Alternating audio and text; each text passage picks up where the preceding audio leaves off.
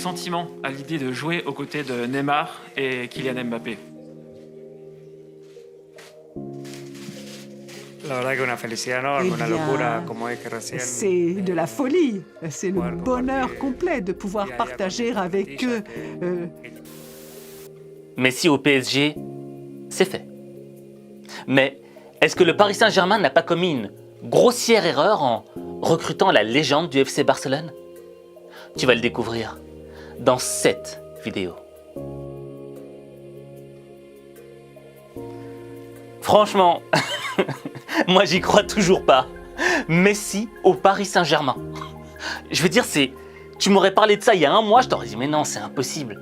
Messi jouera toute sa vie au FC Barcelone. Et pourtant, les choses changent.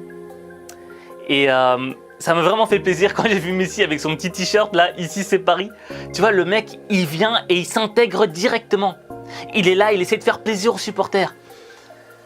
Ça démontre toute l'humilité de ce gars-là. Mais soyons d'accord. D'un point de vue financier, ça va demander beaucoup. Certes, le PSG n'a pas payé de transfert au FC Barcelone. Mais pour faire signer Messi libre, il faut payer une grosse prime, plus un salaire XXXXL, d'accord? 10XL. Donc ça, c'est un premier point. Il y a un deuxième élément qui est assez dangereux pour le Paris Saint-Germain. C'est que empiler une équipe de stars ne garantit pas le succès. Je veux dire, regarde juste au niveau de la Ligue des Champions. Le dernier vainqueur de la Ligue des Champions, c'est Chelsea. Et chez Chelsea, il n'y avait pas de grosses stars, de grosses vedettes. Et il y a un deuxième point aussi, c'est que en empilant des stars, tu risques peut-être de déséquilibrer ton équipe. Dans le sens où, en attaque, tu as des mecs hyper puissants, hyper forts, mais peut-être qu'au milieu et en défense, ça va déséquilibrer la chose. Et le dernier point, c'est que, certes, tu as acheté toutes ces stars, tu as payé cher, mais imagine que tu ne gagnes rien, que tu te fasses éliminer en 8e de finale de Ligue des Champions, mais tu vas devenir la risée du monde. Donc, quand tu additionnes tous ces éléments-là, tu sens que recruter Messi, c'est un risque. C'est un risque si tu ne gagnes pas. Mais, il y a un mais.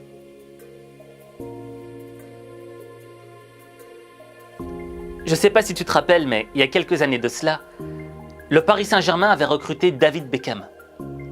Et ce recrutement, il avait permis de mettre en lumière le club aux yeux du monde entier. Là, avec Messi, c'est la même chose. C'est la planète entière qui regarde le PSG. Mais il y a une différence. David Beckham, c'était un joueur strass et paillettes, tu vois. C'était un joueur hollywoodien, si tu veux. Messi, lui, il en a rien à faire des strass et paillettes. C'est un joueur d'une humilité totale. Tout ce qu'il a envie de faire dans sa vie, c'est jouer au foot, tout simplement. Et gagner des matchs. Au fait, Lionel Messi, il fait partie d'un carré de joueurs.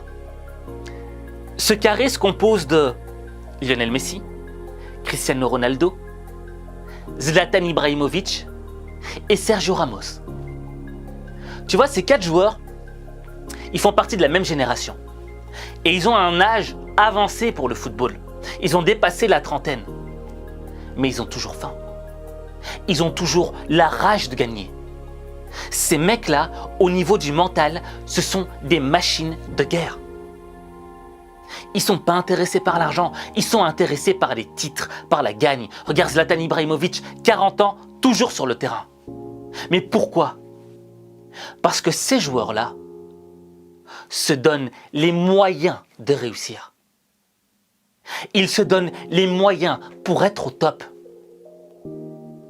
Et quand tu as des joueurs comme ça dans une équipe, ça a un double effet.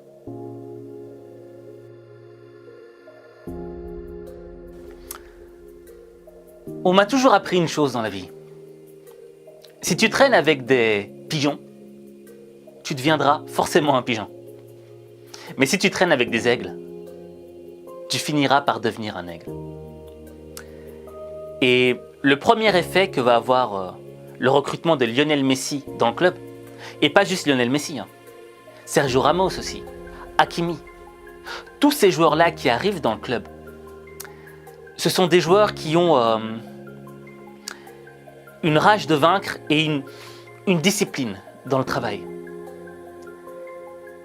Et l'effet que ça va avoir sur l'équipe, c'est que les autres joueurs de l'équipe, quand ils vont voir cela, ils vont se dire « Oh là, faut qu'on se mette à la hauteur. On n'a pas le droit d'être en dessous. » Et donc ça va créer une dynamique, une motivation chez tous les joueurs pour essayer d'être juste à la hauteur. Parce que tu ne peux pas te permettre de jouer à côté de Messi et de ne pas être au top. Tu ne peux pas te permettre de jouer avec Sergio Ramos et de ne pas être au top. Tu n'as pas le choix. Tu es obligé de l'être. C'est une question de conscience. Tu vois ce que je veux dire? Donc ça a un effet bénéfique.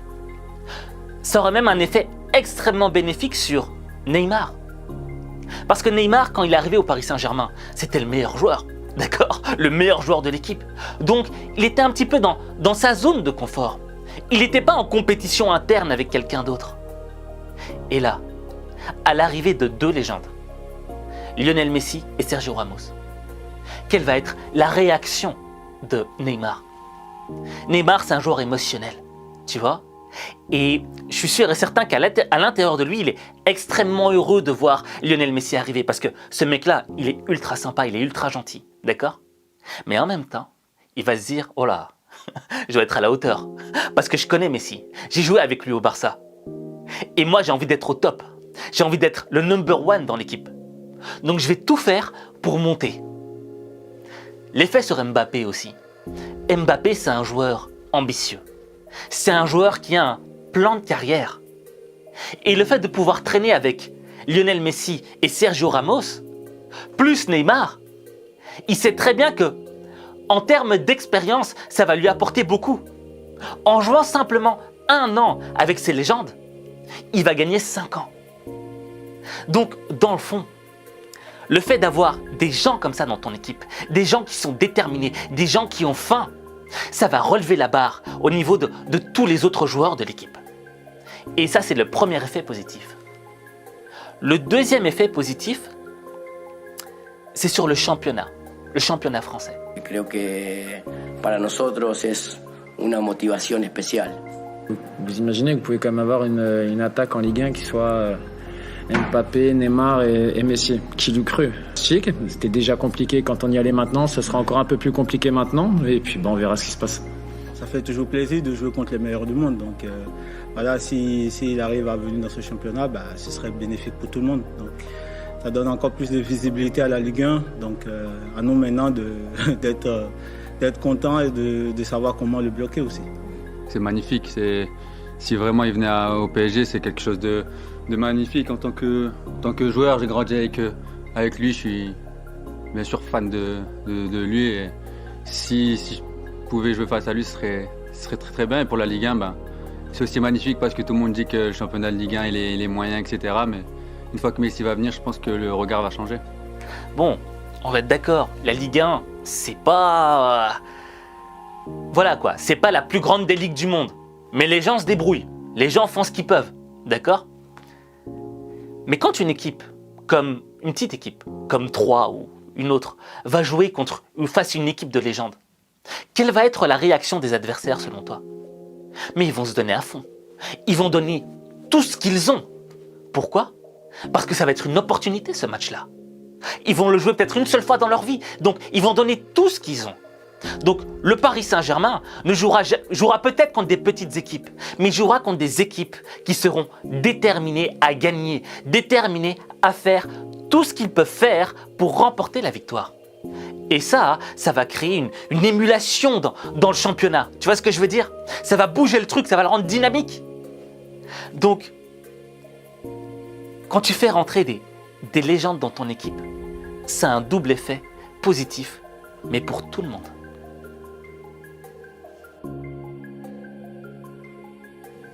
Bon, est-ce que l'arrivée de Messi pourrait ruiner le Paris Saint-Germain? D'un point de vue financier, le Qatar, ils sont bien, tu vois. Je pense pas que ça va faire quelque chose. Et comme je te l'ai dit, il n'y a que des effets ultra positifs à l'arrivée de Messi. Mais il y a une chose qui est très dangereuse. Quid du leadership? Pochettino va avoir une tâche très rude. La gestion des égos. T'as que des stars dans cette équipe-là. Donc, ce qu'il faudra, c'est quoi? C'est avoir tout le monde en phase sur le même objectif. Avoir une seule mentalité. Créer un seul groupe et non pas un groupe d'individualité. C'est sorti, t'as vu? Et il faudra confier le leadership à une personne. Mais à qui? Il faudra confier le leadership à une personne qui va recadrer l'équipe quand ça ira pas, qui va remotiver l'équipe, redynamiser l'équipe quand ça n'ira pas. Et là, il faudra faire un choix. Et quant à Neymar, Mbappé, Messi, Ramos, Navas, Donnarumma, que des grands joueurs dans ton équipe, c'est au niveau mental que ça va se jouer. Tu vois? Parce que s'il y en a un qui n'est pas content, émotionnellement, il ne sera pas bien. Et un joueur qui, émotionnellement, n'est pas bien, ne donnera jamais le maximum de son potentiel sur le terrain.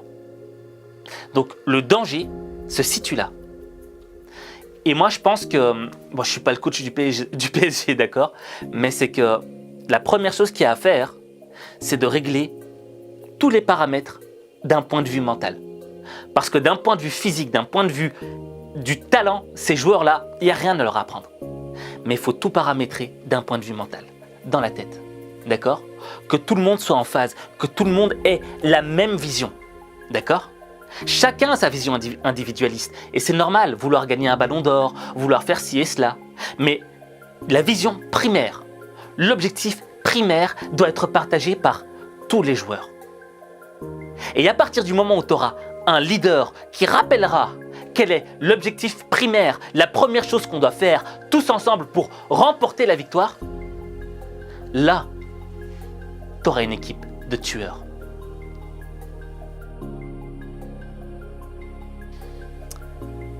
J'aimerais avoir ton avis. Selon toi, qui devrait être le leader de l'équipe? Messi, Neymar, Mbappé, Ramos, Hakimi, Pochettino, Nasser Al-Khelaïfi, Leonardo? Qui, au sein du club du PSG, devrait être le leader?